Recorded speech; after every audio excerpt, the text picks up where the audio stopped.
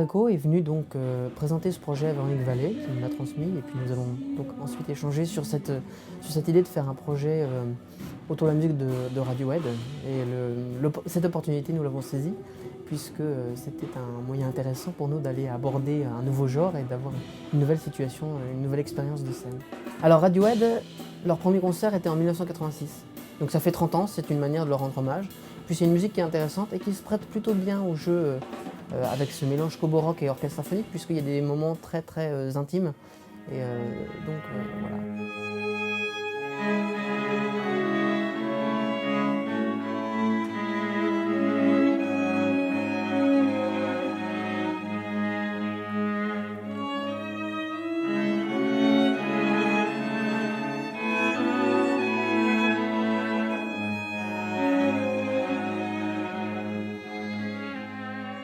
Alors c'était un projet qui était intéressant puisque il y avait un véritable travail autour de la sonorisation de l'orchestre. Hein, vous le verrez sur scène, il y a des tas de micros un peu partout et les instrumentistes principaux ont même un micro qui est attaché directement sur leur instrument. Ce qui était tout à fait une découverte pour eux, puisqu'ils n'avaient jamais été dans des situations de jeu avec amplification sur des instruments acoustiques.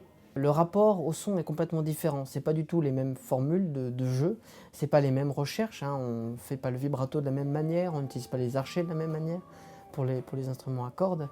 Donc, et puis surtout, c'est des situations pas forcément quotidiennes, puisque les 3/4 du temps, les musiciens s'entendent très peu sur scène, puisqu'il y a ce combo rock donc, qui est amplifié et qui est très fort. Donc on est dans des situations vraiment très différentes. Ça nous permet d'amener à ce concert un nouveau public qui n'a peut-être jamais vu un orchestre symphonique et qui sait peut-être que ça va les intéresser et qui reviendront nous voir dans d'autres répertoires, d'autres prestations.